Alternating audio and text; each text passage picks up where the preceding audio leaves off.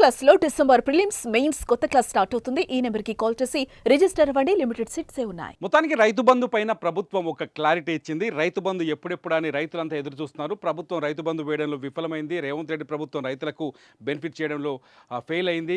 రేవంత్ రెడ్డి ప్రభుత్వం ఇంకెప్పుడేస్తారు రైతు బంధు? రైతులపైన రైతుల నుంచి వ్యతిరేకత వస్తుంది. ఇక రైతు బంధు వేయరు, కేసీఆర్ ఉన్నప్పుడే రైతు బంధు వేస్తారు, రేవంత్ రెడ్డి వేస్తాడో ఏడో దానిపైన నమ్మకం ఉందో లేదని రైతుల్లో చర్చ వచ్చేటట్టుగా బీఆర్ఎస్ ప్రభుత్వం కావచ్చు, ప్రతిపక్షాలు కావచ్చు, ప్రజల్లోకి ఈ అంశాన్ని తీసుకెళ్ళాయి. ముఖ్యంగా బీఆర్ఎస్ సర్కార్ చాలా స్పష్టంగా రేవంత్ రెడ్డి 6 గ్యారెంటీలను అమలు చేయడం విఫలమైనట్టు మొదటి నుంచి ఆరోపణలు చేస్తున్నాయి. ఈ ఆరోపణలన్నింటికీ ఇవాళ అసెంబ్లీ వేదికగా ప్రభుత్వం సమాధానం చెప్పింది. రైతు బంధు పైన క్లారిటీ ఇచ్చింది. గుర్తుపెట్టుకొని రైతులారా, సంక్రాంతి నుంచి మీకు రైతు బంధు రాబోతుంది అని చెబుతున్నారు మంత్రి తుమ్మల నాగేశ్వరరావు, వ్యవసాయ మంత్రి తుమ్మల నాగేశ్వరరావు. ఎందుకు ఆలస్యమైంది ఇంతకాలం? ఎందుకు సంవత్సరం అవుతుంది ప్రభుత్వం వచ్చి రైతు బంధుని ఎందుకు ఆపింది? గతంలో కేసీఆర్ ఇచ్చినట్టుగా ఇస్తే అయిపోయేది కదని చాలామందిలో ప్రశ్నలు ఉండొచ్చు. దానికి ప్రభుత్వం ఇవాళ చాలా స్పష్టంగా క్లారిటీ ఇచ్చింది. మంత్రి తుమ్మల నాగేశ్వరరావు మాట్లాడారు, అలాగే ముఖ్యమంత్రి రేవంత్ రెడ్డి కూడా చాలా స్పష్టంగా మాట్లాడారు. మొదటి నుంచి వాళ్ళు వాదిస్తున్న విషయం ఇదే. ఇది ఇప్పుడే కాదు, కేసీఆర్ ఏనాడైతే రైతు బంధు మొదలుపెట్టారో, అప్పటి ముఖ్యమంత్రి కేసీఆర్ రైతు బంధు మొదలుపెట్టారో అప్పటి నుంచి కూడా చర్చ ఉంది. దీనిపైన విమర్శలు ఉన్నాయి, లేవని చెప్పడానికి లేనే లేదు. చాలాసార్లు చాలామంది మాట్లాడారు, రైతు సంఘాల నాయకులు మాట్లాడారు, పెద్ద రైతులు కూడా మాట్లాడారు. ఎందుకంటే ఒక రైతు బంధుకి ఒక కట్ ఆఫ్ కావాలి. కొన్ని ఎకరాల వరకే ఇవ్వాలి, అందరికీ ఇవ్వాల్సిన అవసరం లేదు. 100 ఎకరాల ఉన్నోనికి ఎందుకు ఇవ్వాలి? 10 ఎకరాల వరకు ఇస్తే సరిపోద్దని కొందరు, 8 ఎకరాల వరకు ఇస్తే సరిపోద్దని కొందరు. ఇదంతా కాకుండా సాగు చేసే భూమికే రైతు బంధు ఇస్తే సరిపోతుంది, పనికిరాని భూములకు ఎందుకు ఇచ్చుడు అనే చర్చ కూడా మొదటి నుంచి ఉండే. ఆ చర్చని ఇవాళ అసెంబ్లీ వేదికగా ప్రభుత్వం బయటపెట్టింది. చాలా స్పష్టంగా చెప్పింది, ఏదైతే రైతు బంధు గతంలో కేసీఆర్ ప్రభుత్వం అమలు చేసిందో అది హైదరాబాదు చుట్టూ దాదాపు 3 లక్షల ఎకరాలకి రాళ్ళు రప్పలు, రియల్ ఎస్టేట్ చేసినవి, ప్లాట్లు చేసి అమ్మినవి, ఇండ్లు కట్టిన చోట కూడా రైతు బంధు ఇచ్చిరంట ప్రభుత్వం చెప్తోంది.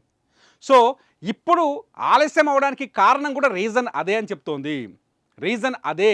ఎందుకు ఆలస్యం అవుతుంది అంటే, సాగులోకి లేని భూములు, సాగులో లేని భూములు, సాగు చేయని భూములని ఈ రైతు బంధు లిస్టులోంచి తొలగిస్తున్నారు. దీనికి ఒక సబ్ కమిటీని ఏర్పాటు చేసింది ప్రభుత్వం. ఇది చాలా రోజుల నుంచి నడుస్తున్న సబ్ కమిటీ, దీనిపైన వర్క్ చేస్తుంది. అట్లాగే రైతులతో మాట్లాడుతుంది, గ్రౌండ్ లెవెల్లో రైతు సంఘాల నాయకులతో మాట్లాడుతుంది, ఎంతవరకు ఇవ్వాలని అన్ని నిర్ణయాలు తీసుకుంటుంది. దీనిపైన చర్చ జరుగుతుంది. ఈ చర్చని ఇవాళ అసెంబ్లీ వేదికగా మంత్రి తుమ్మల నాగేశ్వరరావు కావచ్చు, ముఖ్యమంత్రి రేవంత్ రెడ్డి కావచ్చు చాలా స్పష్టంగా చెప్పారు. రైతు బంధు వేయడంలో మీరు విఫలమయ్యారంటూ కేటీఆర్ అడిగిన ప్రశ్నకి చాలా స్పష్టంగా సమాధానం చెప్పింది. ఏం చెప్పిందంటే, సంక్రాంతి నుంచి రైతు బంధు వేయబోతున్నాం, రైతు బంధు కూడా సాగులో ఉన్న భూములకు మాత్రమే వేస్తాం, సాగు చేస్తున్న భూములకు మాత్రమే వేస్తాం, గైరాన్ భూములకు, రాళ్లకు, బోళ్లకు, గుట్టలకు రైతు బంధు వేయం. ఏ రైతు వ్యవసాయం అయితే చేస్తుండో, వ్యవసాయానికి యోగ్యమైన భూమి ఏదైతే ఉందో ఆ భూమికి మాత్రమే పెట్టుబడి సహాయాన్ని అందిస్తాం. వ్యవసాయం చేసేదానికి పెట్టుబడి సహాయం ఇస్తాం, కానీ వ్యవసాయం చేయని భూమికి ఎందుకు ఇస్తాం అనేది ప్రభుత్వ ఆలోచన అనేది చాలా స్పష్టంగా అర్థమవుతుంది. దీనికోసం ఒక ప్రక్రియను కొనసాగిస్తుంది ప్రభుత్వం. ఇప్పటికే సాగు చేసే భూముల లెక్కలు తీసే ప్రయత్నం చేస్తున్నట్టుగా తెలుస్తుంది. గ్రామీణ స్థాయిలో ఉన్న అగ్రికల్చర్ ఆఫీసర్ల సహాయంతో ఈ లెక్కల్ని వేస్తూ వస్తుంది, అంచనా వేస్తున్నట్టుగా తెలుస్తుంది. సో రైతు బంధు పైన ఇప్పుడు రైతులకు ఒక క్లారిటీ వచ్చింది. చాలా ఇంకో మాట కూడా చెప్పింది, ఏంటంటే సంవత్సరానికి గతంలో కేసీఆర్ ప్రభుత్వం 10,000 ఇచ్చేది, పంటకు 5,000 లెక్క ఇచ్చేది ఎకరానికి. మేము పంటకి 15,000 ఇస్తామని చాలా స్పష్టంగా చెప్పింది. ఒకవేళ ఈసారి 2 సంవత్సరం అయిపోతుంది కాబట్టి 2 దఫాలు కలిపి ఒకేసారి వేస్తారో ఏమో చెప్పలేం. మరి ఆలోచన కూడా ప్రభుత్వం ఉన్నట్టుగా తెలుస్తుంది. మొత్తంగా రైతు బంధు పైన కూడా ప్రభుత్వం ముందుకు వచ్చింది. చాలా స్పష్టంగా ఇవాళ అసెంబ్లీ చూస్తుంటే చాలా స్పష్టంగా అర్థమైంది.